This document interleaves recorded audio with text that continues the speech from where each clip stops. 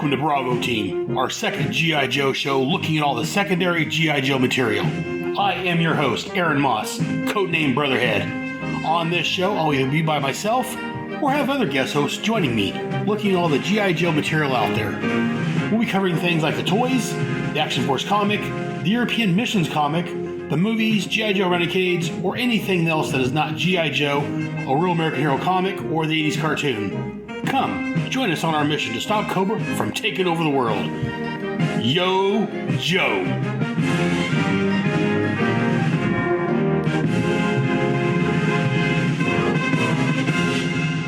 And welcome to G.I. Joe, a Real American Headcast. Hello to everyone out there in YouTube land watching. And a few things here. So I got G.I. Joe role-playing game stories, which is David Martell, one of my fellow players from the Energon universe. He says, yo, Joe Jackson, because also Joe Jackson's out in the chat with us. So, and David says, hi, but I am not alone. Almost, but not quite alone today. I do have one co-host with me today. Let's go and bring him out. Mommy and Daddy are making a better version of you.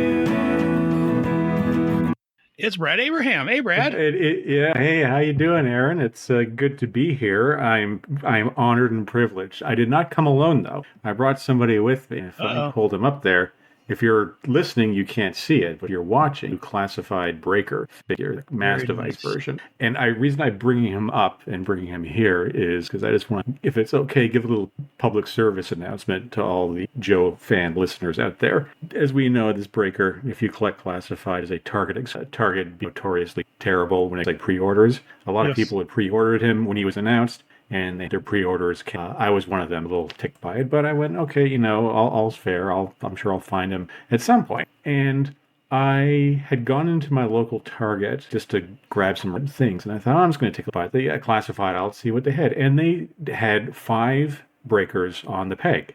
So obviously I grabbed them and took them home and everything. But when I got home, I was kind of curious. So I went onto the Target.com website, and I found my local store, and I typed in G.I. Joe classified breaker, and his page came up. It said not in stock. You can't pre-order it. You can't do anything like that. And I discovered there's this really wonky thing with Target's online inventory where they will clearly have G.I. Joe classified figures in the store on the pegs. But even if you go to the little kiosk to search in the store, do you have any G.I. Joe stuff? Nothing comes up. So if you're looking for classified breaker and have had no luck searching online, go to the store. You might get lucky. You might find them because right now they're kind of peg warming in my location. Wow. But if you go online, and if I look up that store's inventory, they don't show up there. And I'm wondering if it's just a thing Target does because they know that people want them is to kind of drive people into the store to grab that and maybe some other stuff. And I know the same thing. Some people have been having trouble getting Crystal Ball for some reason, because why you'd want Crystal Ball at Walmart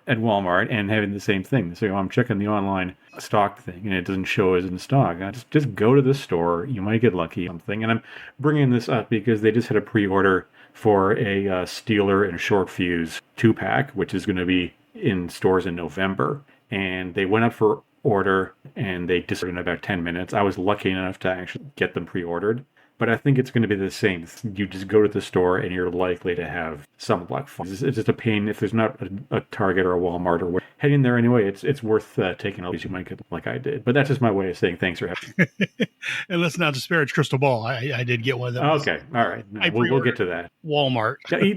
He is a very cool looking figure. I will say I'm not really collecting the more fantastical Cobras, but he's a very cool looking figure. I think the classified team really deserves some applause from the fans because they've taken characters and figures that were kind of goofy back in the day. Well, even Raptor, who I don't have, but I respect the fact that you like him and I respect the work. But it looks like just a little bit late, but he's still here. We've got... Ha ha ha, ho ho ho, and a couple of tra-la-las. That's how we laugh a day away in the merry old land of Oz. David Finns has joined us. Hey, Dave. Hello, Aaron. Hi, Brad. Hello, Dave. I rose from my grave to be here. That was interesting what you were just saying, Brad. So in Australia, literally, there are no G.I. Joes ever in store. You can only get the classified via Amazon easily and other online retailers, but you never see it in store. You will see Marvel Legends, but a lot of, not the not the whole line, but you won't see any G.I. Joe, which is kind of annoying, but it is what it is. But isn't that weird that you can I would hate that you go online of a major retailer and they're not stocking it, online, but then you go into a store and it's there, and it's like, well, I mean, are you trying to sell these things? Yeah. Yeah.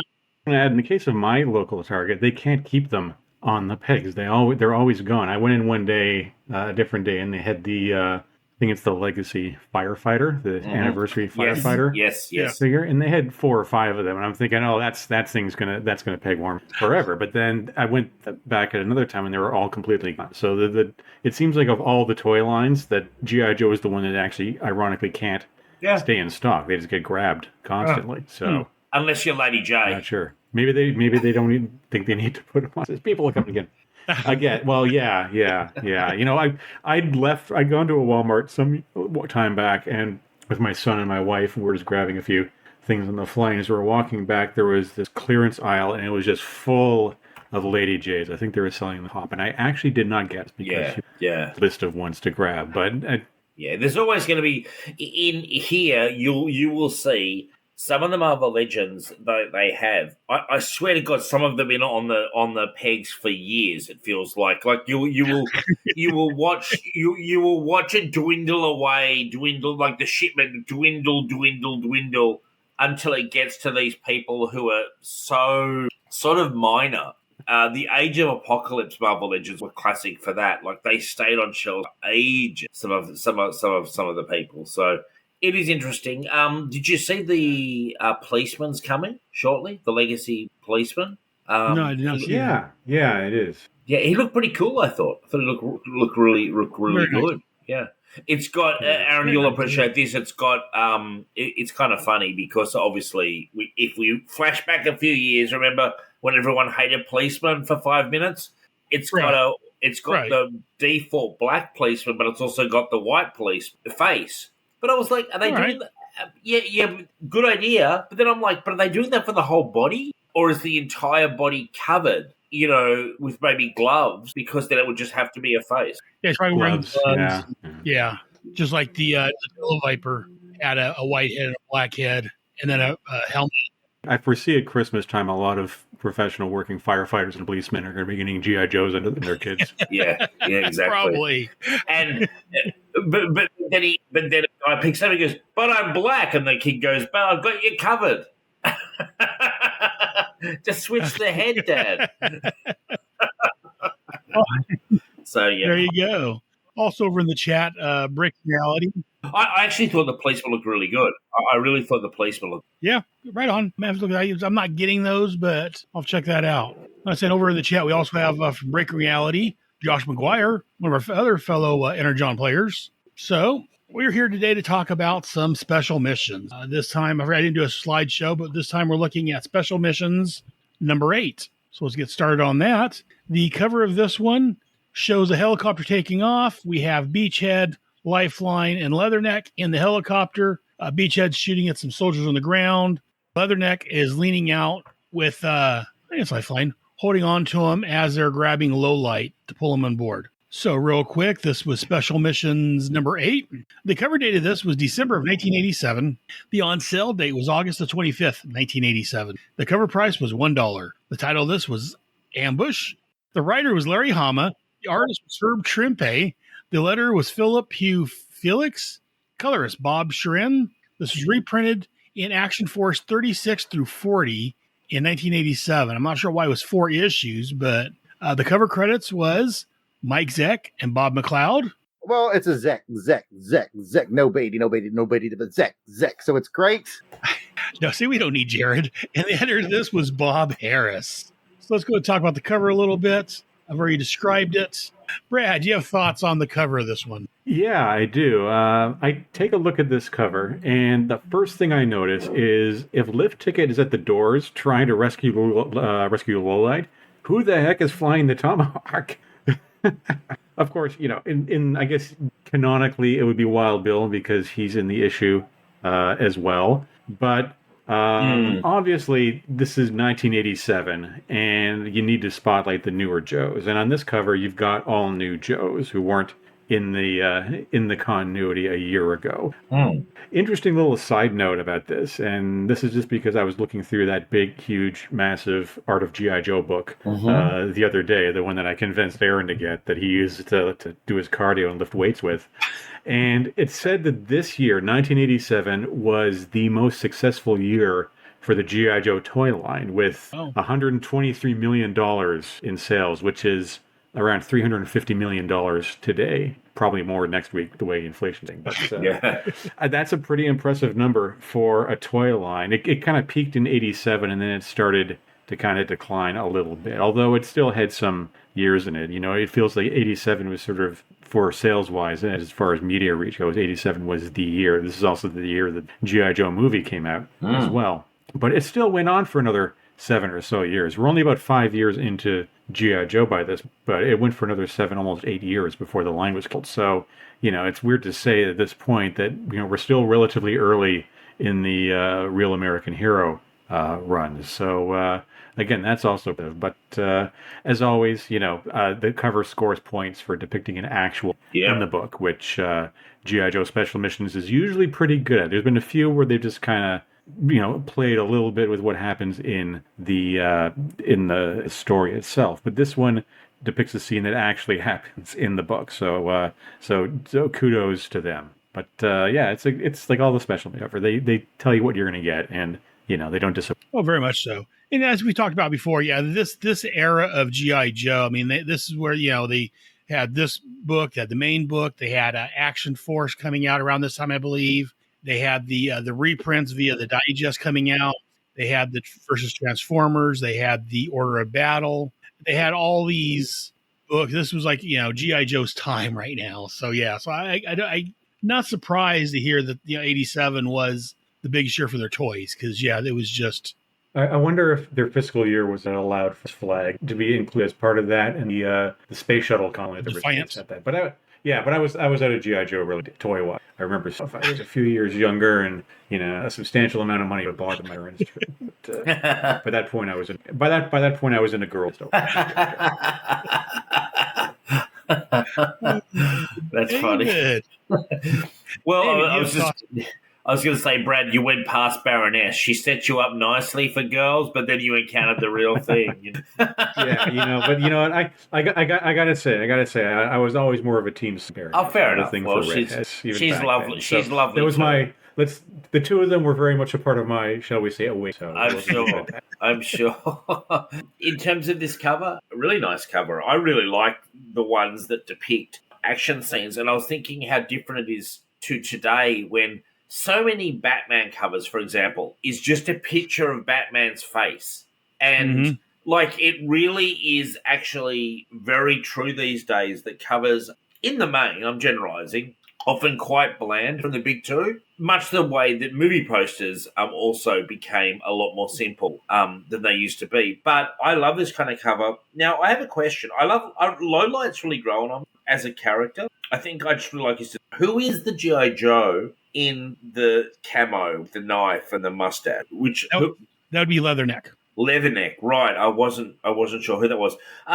This is an excellent cover, and I was just going to say, in 87, you would have had to have mowed a lot of lawns, you know, to afford the sheer volume of G.I. Joe material coming out of young guy or gal at that period. Yeah. Or had really rich parents who spoiled the kid. Oh, yeah. Oh, please. Like, rich parents would have been a dream.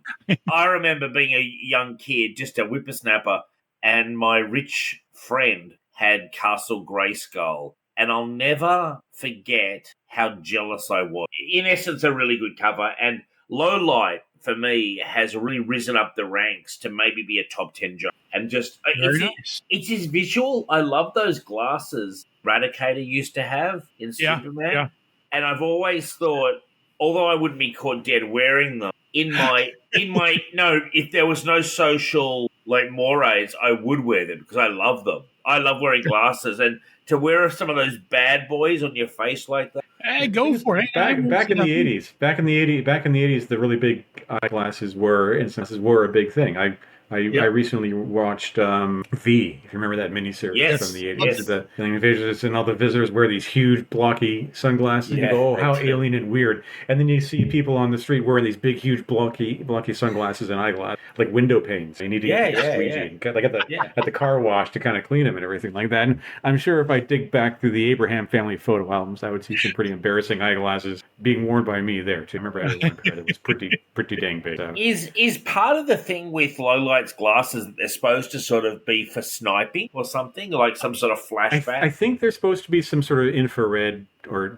something that allows him to see night vision. Of course, he wears them in the daytime, which means they'd be blown out and he wouldn't be able to see anything. But it doesn't. This is comic. This is a GI Joe comic book. It doesn't have to make. That's Well, I cool. assume you can turn them on and off, is what I'm assuming. But it also could be just comic book logic. Who knows? Yeah. That is what we're working with. But yeah, no, like you guys just said, this is a great cover. It depicts something that happens in the book, and you actually attribute that as lifeline. Yeah, would be a lift ticket hanging out there, holding onto leather. And yeah, I'm assuming, like you said, I'm assuming Wild Bill is piloting the helicopter because he's piloting inside. And again, yeah, he's not new, so we don't need to focus on him this episode. I guess on the newsstand covers, down the corner box where the UPC symbol is at, it depicted the Fall of the Mutants is coming. So it kind of lets you know when this is taking place continuity-wise as far as Marvel's books go. So I like looking back at these old covers or these old issues and seeing some of these things that let you know where they took place in time. Yeah, well, there's an ad. There's an ad for the Fall of Me just opposite page 50. If you have the actual, like I do. I didn't pull mine out yet. I'm reading digital. It's Very nice. So I do like those ads. We'll talk about that later, I'm sure. But yeah, I like the ads when it shows us, what's going on in the rest of the Marvel universe and the world at that time. So and the Iron Man Iron War in issue 225 run the same time. So I'm just looking. Very I'm nice. flipping through the issue right So now. yeah, great time for Marvel. Nice full page. So Brad, let's get some cover rankings on this. Out of 1 to 5 Yojo Colas, you guys know how this works. 1 means it sucks. 3 is a decent, average cover, and 5 is something that you want to hang on your wall. How many Yojo Colas do you give this? Well, I would give it a 3 just because it's a great overall cover. I'm going to edge it up a bit to a 3.5 just because of Lift Ticket, the helicopter pilot not being at the stick in the cover. And again, it's just one of those things that I know why they did it, but it's the first thing I zeroed in on when I took the issue out of the loss. I went, wait a minute, who's flying the helicopter? Out of this hostile zone. Maybe that's the problem. But as soon as I turned and started rereading the issue, page 2, I see Wild Bill there. I'm like, okay, but you can't put Wild. Right. 3.5. So we're getting cover ratings on this. 1 to 5 Yojo Colas. How many Yojo Colas do you give? 3.5. 3.5 out of 5. And it's almost a 4 because I really, let's make it a 4 because I really like, I'm a big believer sometimes simplicity is strength. And this is a simple design cover, but it's just really well executed. 4 out of 5. Very nice. And and Brad gave it a 3.5, and I think I'm going to agree with Brad on this. And I'm going to give it a 3.5. It's not fantastic, but it's a good cover. Like I say, it's something from the book. It's, it's doing its job. It's showing off the new Joes. It's got some action going on. So I'll give it a 3.5. And I do have to comment, I do like how, Dave, you talked yourself up to a 4. Well, 3.5. I always feel guilty if I don't mark the Joes up high enough. I just feel a bit low. I get guilty. It's like when I do Batman, I find it very hard to go below 7.5, and And Jared's not here physically, but he's here spiritually. And since this cover is... Well, it's a Zek. No baity, but Zek. So it's great. I'm pretty sure he'd give it at least a 4. And yeah, I got those sound clips. I've got to keep using them. It's got to pay Jared a quarter every time I do. Oh. So anyways, let's get some thoughts on the issue itself. Dave, let's go and start with you, my friend. Overall, for this issue, I thought it was very strong. I think something that we always talk about, how more mature sort of thing and how more quote-unquote real-world special missions is. Like, we always say it compared to we always say that compared to the original comic. But when you read this issue, you really do feel this is more of a standard military comic that, obviously has G.I. Joe trappings and skin, but it's just a really good issue. And I mean, you could easily convert this as a standard non-GI Joe military issue. It's a really well told story. I thought it was actually quite gripping, to be honest. It was the first time I'd read it. I also really enjoyed the artwork. I saw a lot of influences to the Nam, which was coming out at roughly the same time. Like in terms of a military comic that took itself kind of seriously. I think this is actually a really well told and well executed issue. And I've been reading a lot of the regular Marvel comic, and I'm sort of at about 105 now, and it's pretty wacky, even though I love it. And this was a change of pace while still being from the same writer, recognizable. Yeah, and even the stuff with the kid with the buffalo, I just thought it was a really good, very strong issue. And Brad, do you have thoughts on this issue? I do. Let me get him out here. I only just reread the issue, so it's all still pretty fresh. Be a good thing or it could be a terrible, but we'll see how it goes. I like these man on a mission, or in this case, Joe's on issues, and the team that Larry assembled is fittingly suited for a jungle extraction. We don't have snow job or ice. We do have wetsuit, despite being nowhere near water, but I think as file cards say, he is a SEAL, so it does work. Plus, again, he's a new 86, 87 Joe, so I'm going to spotlight the new guys and a few more action via cash writers, but I do get why these characters were chosen, and they all make sense. And I want to echo Dave's about the Nom. You could say the Nom, the country itself, but also the comic, which started around the same time. The first year of it was edited by Larry. I think Doug Gold or Doug. Was it Doug Lomax or something? Doug Murray. That? Doug Murray. Doug Murray. Yeah. It was Michael Golden who did the art, whereas Doug Murray for that original 10. But because it does feel like that experience is kind of weighed off or rubbed off on Larry, even though Larry being a non-vet, they talk about how they set up an ambush. Just the fact that they have to set up the ambush and wait. It did remind me about a lot of those issues of the non that I read at the time, which was one of my first big experiences about sort of boots on the ground. There was a lot of waiting, a lot of crouching in the bush, fighting off insects and bad food, and waiting to see if something's going to happen. So in that sense, it feels like a real Joe. There's a word I like using a lot.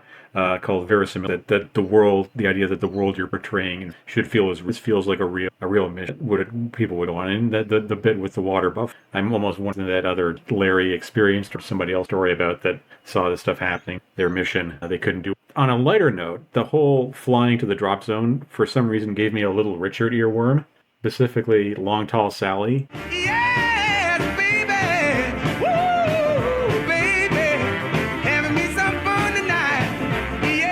Specifically because of the second best movie of 1987 featured it prominently. Any guesses what movie that could be? Predator? Yeah, baby, Predator.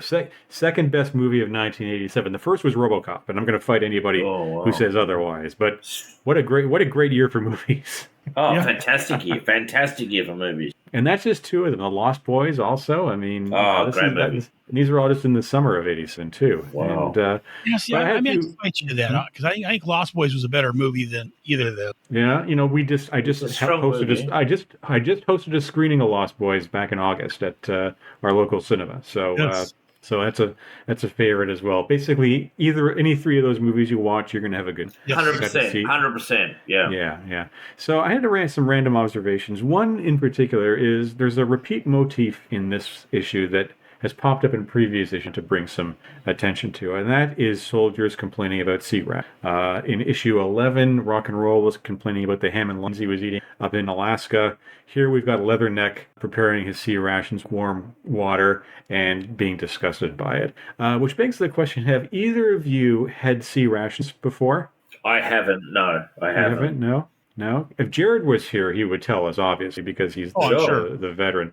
I will say, I myself have had them. Back in the day, right around the time that this issue came out, I was in my teens, and I was a member of the Royal Canadian Air Cadet, which was, for you, this is kind of like Boy Scouts, only you get to fire weapons. Cool. But it was sort of civilian run by the Royal Canadian Air Force, and the idea was to give young men and women a sense of what it was like to join the Canadian Armed Forces. And anyway, so we spent a weekend in 1987 doing training exercises at Canadian Forces Base Borden, the head of their main administrative facility. And part of that involved hiking through the brush with our packs, our combat, and then preparing what they called K rations over a camp stove. Yeah. So we did that. I had the beef stew.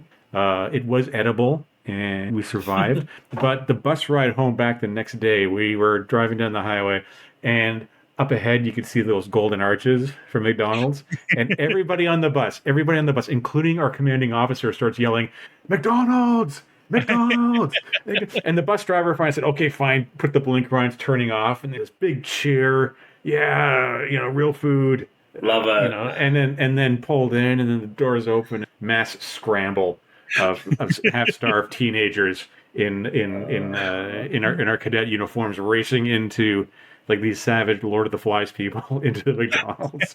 I love it. So that sea rations, they're edible. They are nutritionally balanced. They give you the stuff you need to survive in the bush, but they're not anything you really want to actively seek out. Anything unless, and this is another callback, unless you're gung ho who likes the sea rat, which is also established. I did catch a little flub in the artwork though on page 10, panel 4, where they're waiting in the jungle for the convoy to come to, and at some point Leatherneck's mustache has disappeared.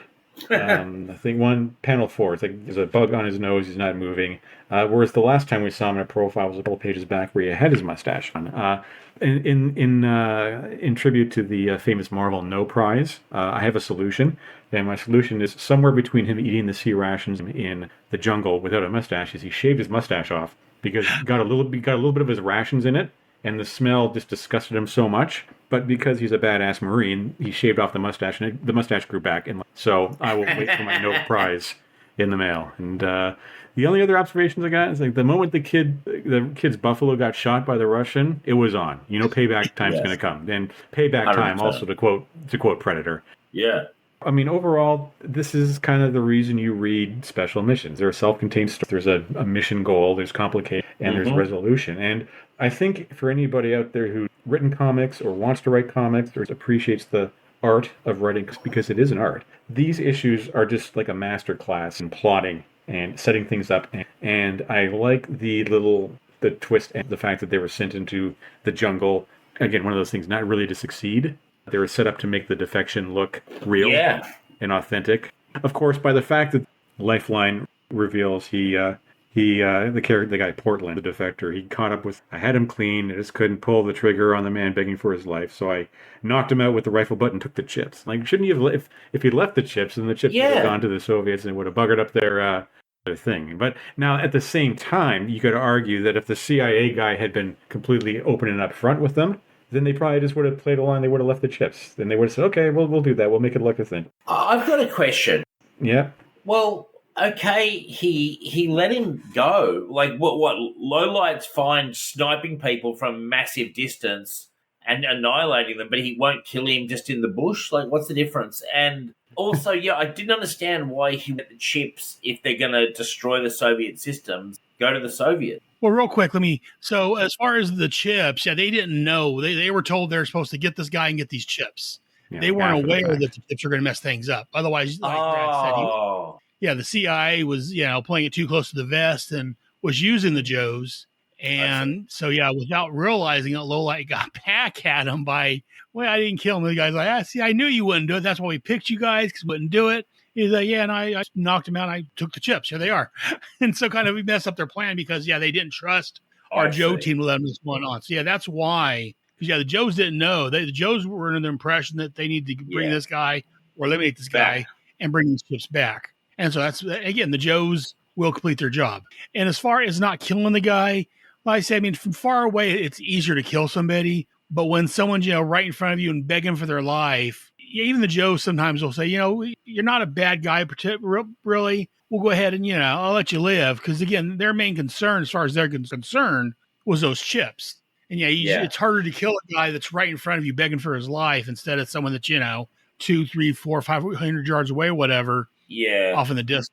I would like to add, though, that him knocking the guy out and taking the chips and leaving him in the jungle kind of is a death sentence, because he's going to be in the jungle at the mercy of whatever, bugs or, wild animals or things or whatever. And if any of the Russian guys who do survive, fine, and they're like, well, we don't need you anymore, and they'll just machine gun him and leave him in the brush. So one other thing I wanted to point out, though, is it's just a little thing, is that they page 6 or 7 where they happen upon this village that's on a map that's not supposed to be there, and then they go Yes. through and where all the people go, and then they find this where they, quote, re-educate all the village with a patch of grass skulls on it, which is pretty dark for a G.I. Joe comic, but at the same time, I mean, that's never really shied away from portraying the unsavory side of it, and popping that in there again. This very much feels like Dave said, like a Vietnam-era story that Larry either heard about or had some participation like that, or just those stories that you hear. And again, because in the moment, reading Special Mission concurrent with the Nom, they kind of felt like a companion piece in a way. And the other thing is, this is just a little thing I'm just going to add is you don't really get it now because these are all available collected. But we all have to remember that at this time, Special was still a bi-monthly. You'd read an issue, and then a couple of months would go by, and the next issue would come out. So there'd be a couple of issues with mainline Joe book, and then so these were like little extra, I want to say like little flavoring on the G.I. Joe universe, a little bit of spice, a little bit of salt. And it just kind of has that feeling like this seems to be the G.I. Joe that's more at a I don't want to say mature audience, but maybe a maturing audience is the ones who sort of join the book at the beginning of the run. 13, 14-year-olds, maybe a little higher, who, as you say, started a few years before. Yeah. And this is just sort of saying, hey, we're still serious. I did have something as well. When they're, I think it's page 8, when they're about to jump out of the aircraft and you've got them all in the aircraft, the speech balloons are kind of messed up. So you've got Beachhead going, Flint is squared away. And I was following the speech balloon going, why is Flint wearing like a massive mask? And then it was like, Beachhead's a go, and the speech balloon goes to Tunnel Rat, and Tunnel Rat is secure, goes to Lowlight. Well, what it is they're looking at the guy in front of them. Yeah, but the speech balloon goes to goes to the wrong person. The way I'm looking at it, yeah. So Flint's got a speech balloon that says Footloose ready to go because he's looking at Footloose. Behind him is Beachhead, who's saying Flint's I see. Behind him is Tunnel Rat saying Beachhead's a go. I see. Looking in front of him. So, yeah. So because they're checking their parachute. Yeah, they're checking the guy in front of them, and then Wetsuit checked out Leatherneck at the end. Well, there you go. That shows you I haven't been like a paratrooper, my ignorance. Yeah, so everyone suits themselves up, and then they have someone double check to make sure that they're squared away and ready to go. I'm such an idiot that I was looking at going, I don't remember Flint ever wearing this mask. What the hell? I was like, what the hell, Flint? And then I realized who it was meant to be. Aaron, you've really solved the thing. There you go. Glad I could help you. And do you have anything else? I know earlier you said a couple of things. Is there anything else, or was that the me? No, I'm all good. Okay. No, that was it. Yeah, that was okay. Yeah, that's what I did. Yeah, they're checking each other, so and I do like that page because it kind of gives us all. If you're new to GI Joe, it kind of lets you know who everyone is, and I mean everyone looks like their action figure except for Wetsuit. Because again, you can't really have a guy in flippers and a scuba mask, whatever. That would be funny. They learned the lesson from the early run of the book with Torpedo running around Washington D.C. in his breathing apparatus and his tank and his flippers. Yeah, but and I thought it was strange that Wetsuit's here, but as Brad explained, he's a SEAL, so I guess that would make a little sense. But like I said, Wetsuit's the only one that's not in his normal gear just because of his gear. I do like if you're new to G.I. Joe, this kind of lets you know who everyone is. Sure. Unless you're me and thought everyone was someone else. Well, there is that also. But I didn't want to bring that up. And also real quick, I just want to say I put on the screen, they've got now a QR code that goes to the Headspeaks website. It goes to headspeaks.com, QR code, and just things that Street Is that your only fans? Is that your only fans, Aaron? It is. And make sure you hit the like and subscribe buttons. And and how do you get your face, Brad? Or are you trying to show us something? And the tip jar for Aaron's. There you go. Oh no, I was gonna when I had a chance. I just wanted to point out something that was on the back of the comic. It was a game. Yeah, sorry, I'll hold it up here for a TSR roleplay top secret that I used to play with some friends, and until I pulled this issue out of the long box and looked at the back cover, I'd completely forgotten it. But a friend of mine, he had the module with the game, and it's basically sort of just a role-playing game where you play a scene in the James Bond mode. It's nice. Just a nice little piece of nostalgia for me to look at, and I love the artwork on the back of it. That looks cool. It's got a old school computer, and it's got looks like a Walter 38 mini camera, some huge sunglasses. Those are those window pane sunglasses that were popular back in the day, and it's got some documents and watch it, concealable dagger. And I just, there's just something about that aesthetic of how things were advertised and promoted back in the 80s, which actually kind of gets back to something that Dave was talking about earlier on about the cover and about how you were talking about Batman. A lot of the covers Batman and his cowl and everything like that, and it just feels very kind of bland. And I learned a term just earlier. There's this term you might start hearing a little called refinement, and what it kind of refers to is how, if you looked around the world today and if everything just seems kind of bland, like uniform, and you can look at this. I'm not so much Australia, but here in North America, the McDonald's. Getting back to you can tell I haven't. But It all goes to McDonald's. McDonald's stores. If you look up pictures of McDonald's fast food joint in the 70s and the 80s, they were just these very garish, very cartoonish things. They had, you could sit on like hamburger, and they had all the mascots and everything like that. And then you look at a McDonald's nowadays. I just drove by one day. I didn't go, and it just looked just sort of this gray corporate. It looked like a Starbucks, and it looked like the Wendy's hamburgers across the street, is very gray uniform, and because it looked like every Dunkin' Donut store as well, because they've all been rebranded and they've all been renovated and refurbished, and they all just look like this bland gray kind of there's no character to them. They talk about how before they would make these very bold splashes of paint on things to draw you in and draw your attention. Say, oh, I want to try that. I don't know if either of you remember. Maybe Aaron does. Do you remember the mascot, the Burger King? At all? Yes. Oh yeah. I used to have the plushie for it. Yeah. But they did bring him in the 2000s. There was like a video game they did, and he's a guy in a mascot suit. But in the 1970s, if you go onto YouTube and look up 1970s Burger King commercials, there was a guy dressed as a Burger King. Yeah, he did magic tricks. He was an actual magician, professional magician. They brought in and sang this song and making all these fries, float around and everything like that. And that was the type of thing that kind of made you go, Mom, Dad, I go to Burger King, or I want to go to McDonald's. It just seems like in the last 10 or so years, everything's been kind of, all the really interesting stuff has been kind of filed off the edges, and everything's about uniformity and about pleasing the algorithm. Is why so many of the newer cars, their paint jobs are gray, or it's like gray and beige. And where we are, there's a lot of new construction going up condominium, and they all just look like shipping containers stacked on each other with gray paint and beige edging. It's just, it's like this weird, almost like this 60s, 70s Soviet era block kind of apartment. Like everything's uniform, everything. And it's anyway, but this is sort of the thing. And they say in the case of the fast food places, the reason they're rebuilding all these places, making them all uniform, is because the land that they sit on has greater value than the franchise on top of it. So if that McDonald's or that Wendy's, that Dunkin', doesn't make enough money, they can just shut it down and they can sell the property, or they can lease the property to another business, and another business can move in, and everything's all uniform the way it's supposed to be. So, and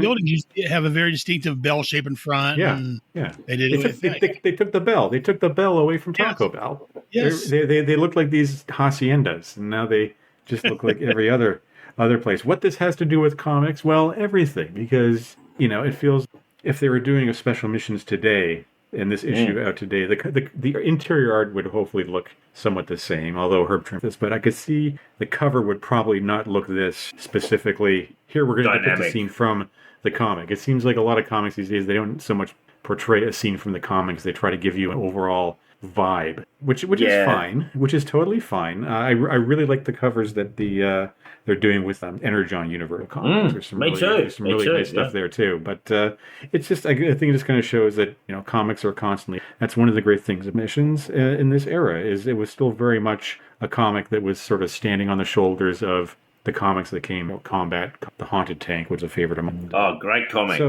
I mean, it's just kind of these are very much these cultural artifacts. In a lot of cases, old book, I'm afraid to say. I'm just sad the Burger King from Burger King is gone. I didn't realize that. I thought he was still going. No. He's been killed. They took him out, and then, like Brad said, it was probably early 2000s. They replaced him with, a guy with a like a big plastic head or whatever. Yeah, a creepy mascot. He didn't even do magic. The idea was this creepy mascot, and you'd see him standing in the bushes outside your school, you holding a hamburger or something, which is this is a very disturbing, almost Michael Myers Halloween. Well, maybe I'm an idiot. The guy I'm thinking of with Burger King is literally a guy with a crown on, and he goes around. Is that guy still going? It's kind of no. All the mascots. No, all the mascots are gone. I mean, even Ronald McDonald and all those ones, they're not there anymore. Yeah, because they can't. Well, they say that that's advertising fast food, junk food. So what? It's like, well, yeah, but now I'm just an angry old man sitting on his rocking chair on the porch yelling at kids to get off his lawn. I love it. Yeah. Okay. Well, bring back Burger King is what I'm saying. I'm sitting there right with you. Yeah, I'm with you. Yeah, Justice for Burger King. I didn't even realize he was gone. That's how stupid I am. I thought he was still rolling. Yeah, I haven't seen him. Like I say, in the early 2000s, they had him back for a little bit as, like I say, a guy with a, like a big Mardi Gras type mask or whatever. But yeah, right. Time comes for us all. Yeah, but I'm not happy. And I'm sure Larry Hama wouldn't be happy either. No. And that original Burger King is really unhappy about that. That must have been a pretty solid gig. He was doing commercials. I bet you he was doing live appearances and everything else. So, Well, I'm sure. After we finish this, I'm not going to be ashamed to admit it. I'm going to go into a internet rabbit hole, and I'm going to find out as much as I can about the original Burger King. And the next episode, give a report. In fact, I just posted an image on the Facebook of the original Burger King guy. Good. Where it was an actual person. That's why you're the best in the business, Aaron, because you've got your finger on the pulse. Well, I don't know if. Well, on our screen, we only see the POV of the computer screen looking at Aaron. I think if the reverse, it would be something like out of James Bond, like MI5, just be the wall of computers, and he's going to all these different keyboards, he's tapping things in. He's got a little wrist computer remote tapping something. There's probably some robotic gimbal somewhere punching it in. One screen is just Raptor's appearances in all media, just on rotation. In fact, Aaron's recording studio is in a subterranean lair deep underneath his house that he has to take the elevator down. He's got a little key code. He's got a little key card. He's got to swipe it through the thing and security measure. Wife and kids aren't allowed down there in the lair. Yeah. Even straight. Yeah. His dog can't follow him in. Oh, no, I've got a special little elevator for Junkyard to come down. The Junkyard's allowed. Junkyard's got to go come in.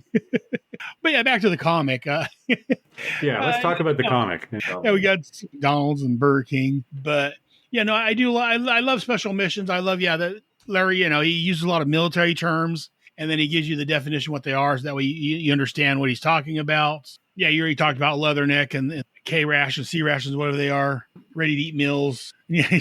And like you said, when the little boy's cow got shot, you just knew that the Joes weren't going to settle for that. I'm waiting for one of the Joes to take them out. And like I say, the ending when, we have the CIA spook telling them, this is the whole plan. You guys were just a diversion. And Lowlight shows back, I just knocked him out, and here's your chips. Like you said, if they would have been willing to trust our Joes, the mission may have been successful in the government's eyes. But it's a great issue. I loved it. I thought, it's very, like you guys have said, it's more realistic or mature, whatever phrase you want to use. It's what I think Larry wants to do with G.I. Joe, but characters that I particularly love, Raptor, Serpentor, Crystal Ball, things like that, he has to use them. So, like we've talked about before, I'm pretty sure that, special missions was something that Larry was given to help appease him.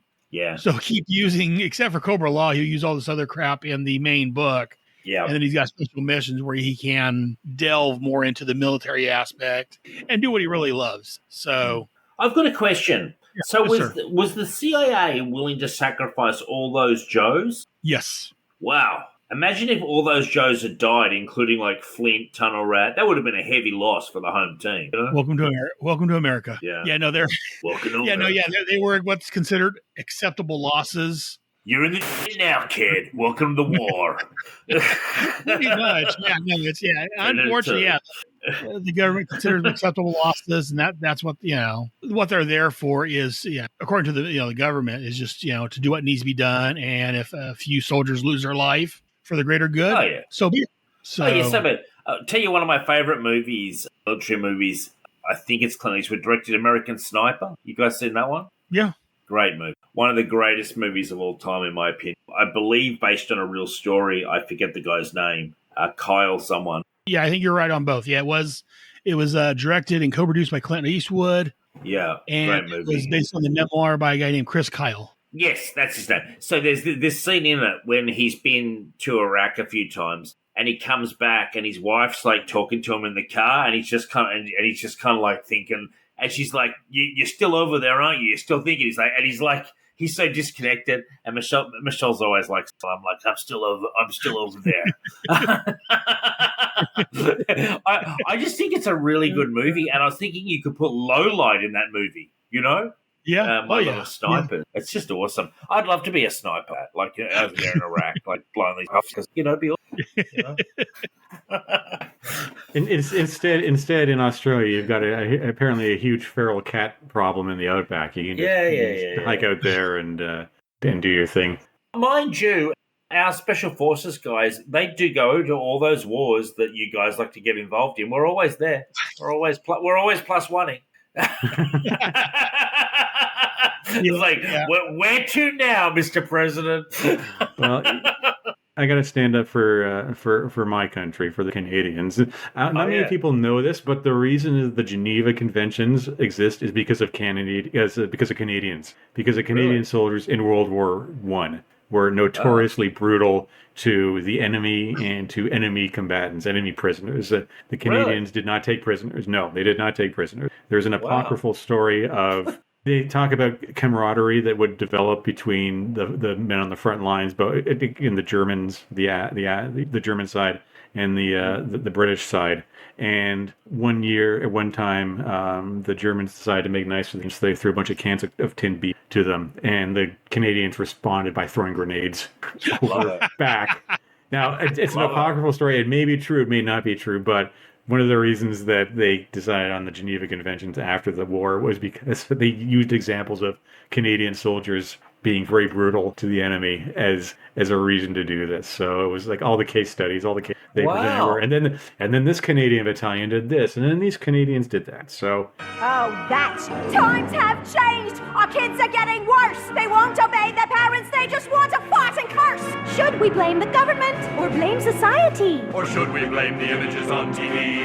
No, blame Canada. Blame Canada. With all their beady little eyes and flapping heads so full of lies. Blame Canada. Right. I didn't know. See, I thought you guys were like super nice. I did not know. I was going to say, so everyone says how Canadians are really nice. Well, I always say that Canadians are polite. Polite, yeah. Polite. Right. There's a difference between being polite and being nice. Canadians are polite until people aren't nice to them, and then our backs get up. I mean, you've seen our hockey players. Right. You've seen the lack and everything like that. That's because.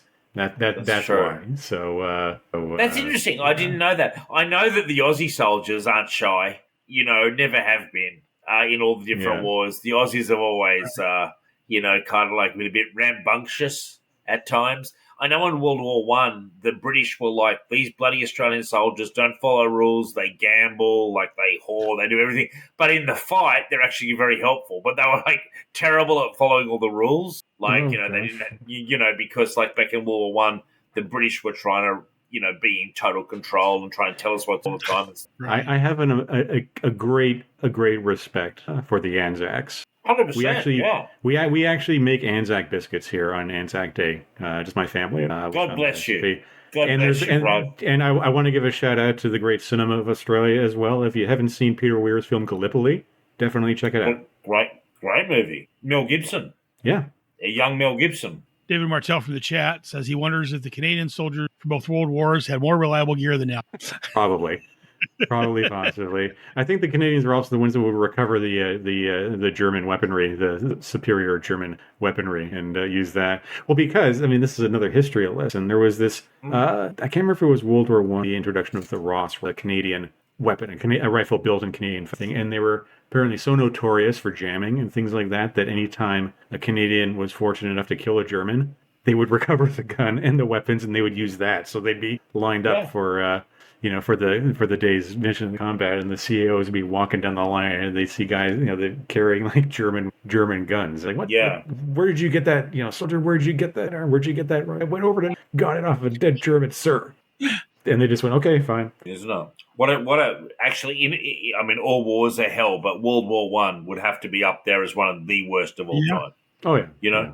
One of the absolute worst in terms of like the loss of life and the futility. Can you imagine having a charge from trenches into machine gun fire in waves of people? I'd be like, oh, great.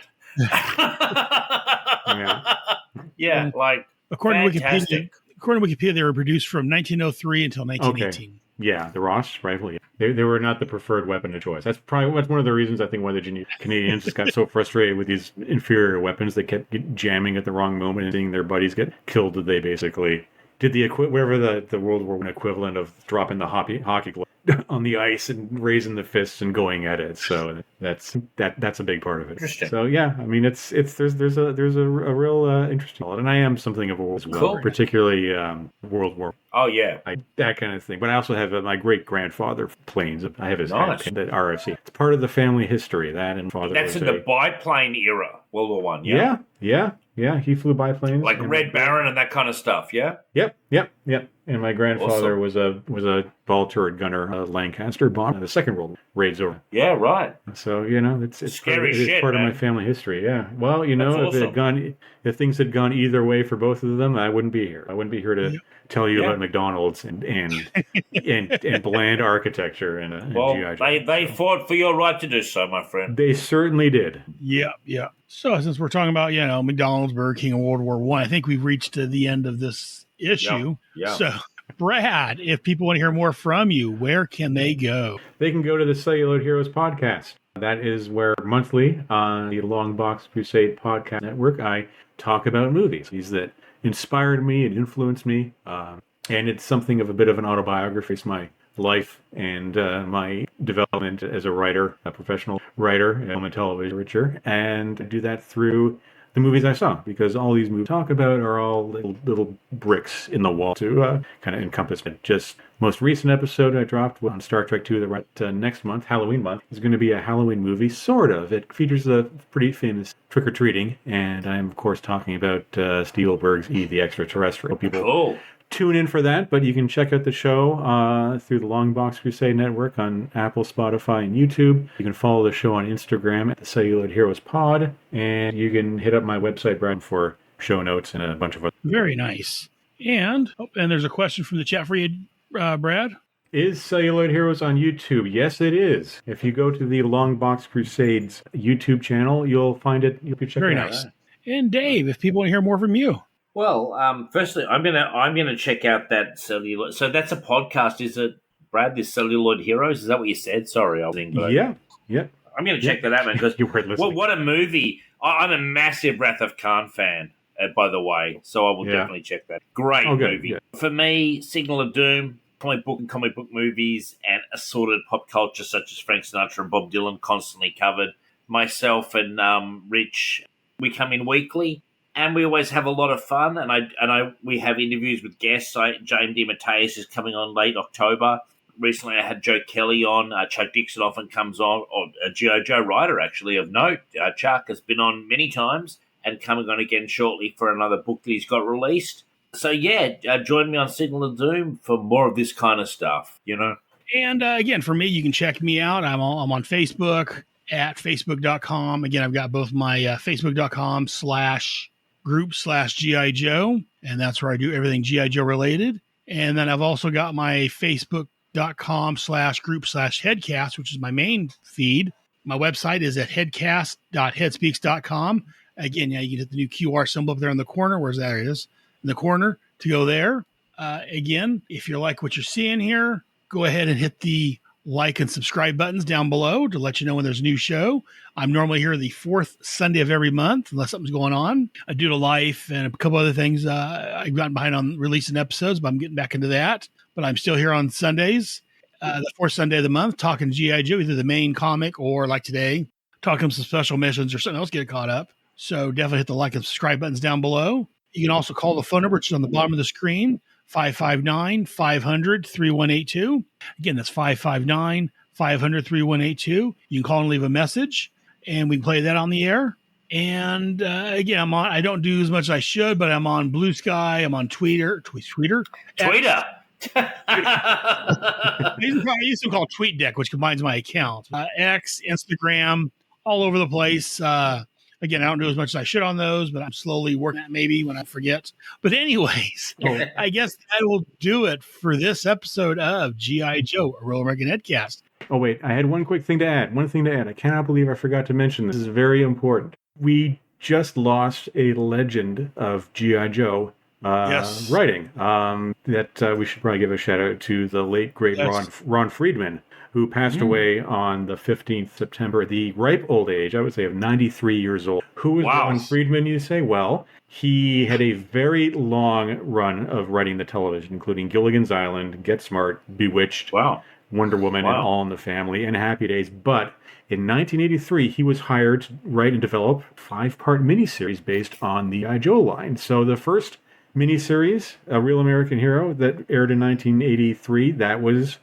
Ron Friedman, and he wrote the second one, the Weather Dominator one, as well. And he was also the writer of G.I. Joe the movie with Buzz Dick, and he wrote the Transformers movie. So, Jesus, when we talk about G.I. Joe, and we talk about Transformers and all these 80s cartoons and things, and we talk about, even with the Energon Universe line of books, which are very much in the spirit of G.I. Joe, the cartoon, more so the comics, and you kind of realize that this one person was responsible for so much of our childhoods and why we're all sitting here. So, I'd like to give a shout out to him and a salute and say thank you for providing so many wonderful memories of childhood for a whole generation. Yes, so, thanks for bringing that up. I forgot about that. Yeah, rest in peace, Ron. Yeah, it was great. Someone I wanted to try to get on the show, but I never got around to it. And so I played my Ouija board. I was going to say that. Hey, the seance is still possible. He's only freshly dead, so we're working on getting Gardner Fox on Signal of Doom. So if we get Gardner, maybe we can get Ron. There you go. That's what happens there. But definitely R.I.P. Ron Friedman. Yeah, a big part of our childhood. Even if you don't know who he is, if you're a fan, like Brad said, you know his work. 80s, you know of him. So rest in peace, sir. You will be missed. But unless I've forgotten anything else, I guess that is going to do it. Join us next month. Where are we at? Into October. So next month, we should be here the 26th of October. We're talking about probably G.I. Joe, the main comic book. Until next time, remember, knowing is half the battle. Yo, Joe!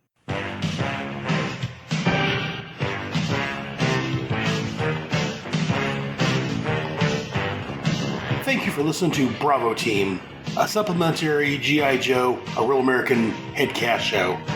Be sure to check out our main show, the second Tuesday of the month, G.I. Joe, a Real American Headcast, where I talk about the G.I. Joe, a Real American Hero comic book series written by Larry Hama and the G.I. Joe cartoon from the 80s.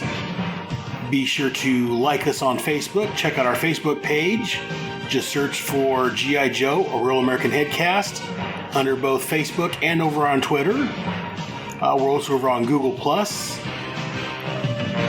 Be sure to rate us and to leave a review on Apple Podcasts, Stitcher, or wherever you get your podcast from. And be sure to write in and let us know how we're doing. We love hearing from fans. You can write to us at bravoteam@headspeaks.com.